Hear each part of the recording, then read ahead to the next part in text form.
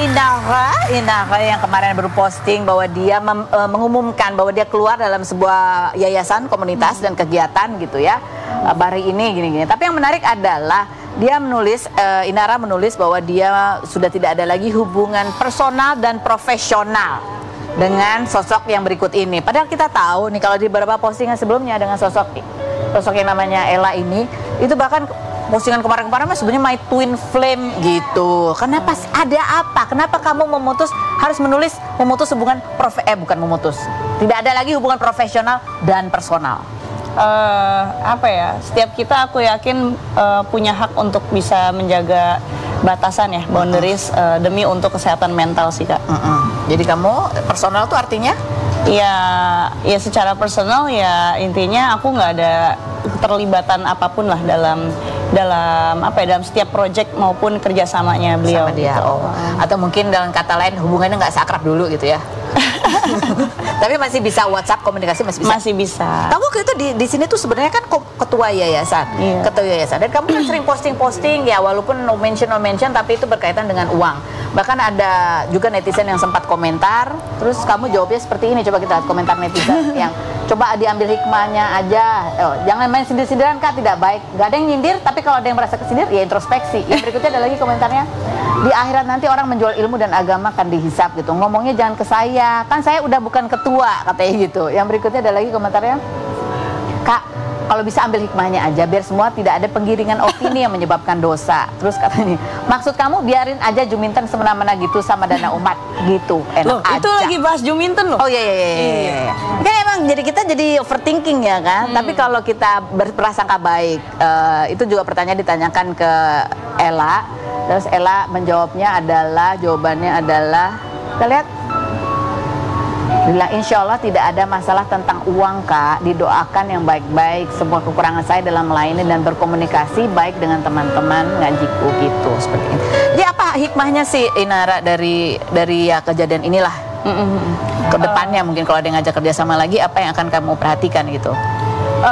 Masalah perjanjian sih penting banget ya, walaupun istilahnya kita kenal secara personal gitu ya, tapi namanya manusia ya, itu kan tempatnya khilaf ya. Kadang-kadang omongan susah dipegang, makanya itulah sebabnya kenapa materai dijual kan.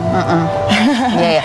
Jadi penting banget kita untuk bisa bikin perjanjian sebelum menyepakati untuk membuat suatu kerjasama ataupun organisasi atau yayasan gitu. Kalau misalnya kamu diminta lagi jadi ketua yayasan, apa yang akan kamu wanti-wanti ke orang yang nawarin kamu sebagai ketua yayasan?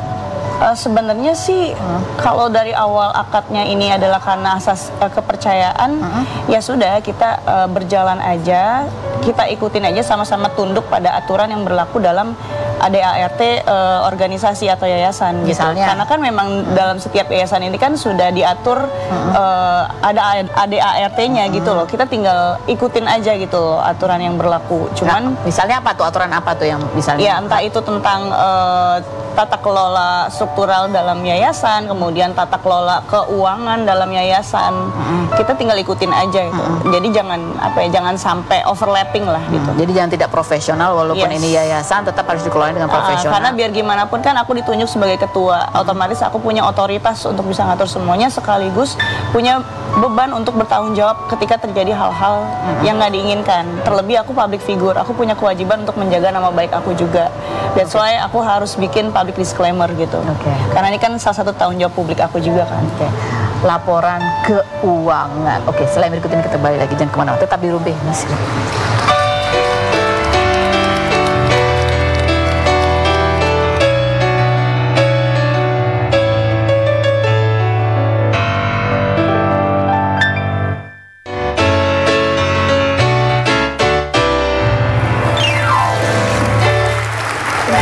Bersama semua bidang tamu kita kan seperti janji aku tadi ya, kasih saran kalau kuliah di Prancis tuh nggak usah satu deh ya, nggak perlu positifnya apa? Nggak usah.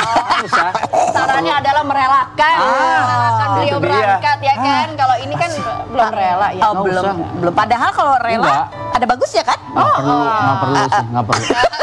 Udah di Jakarta aja lah. Kalau kangen tinggal ketemu gitu. Iya. Jadi kuliahnya Di Jakarta aja, di online Jakarta. aja ya. Kamu di sebelahnya. Udah jadi tambah-tambahin lah.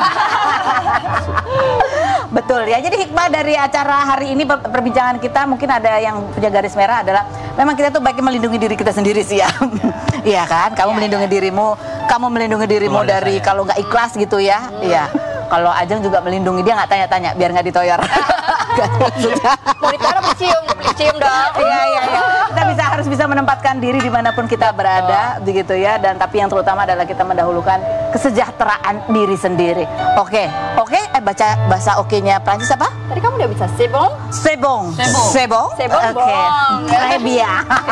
Terima kasih semuanya sudah bergabung. Terima kasih buat Anda semua. Kita ketemu lagi setiap hari ya di acara Rumpi.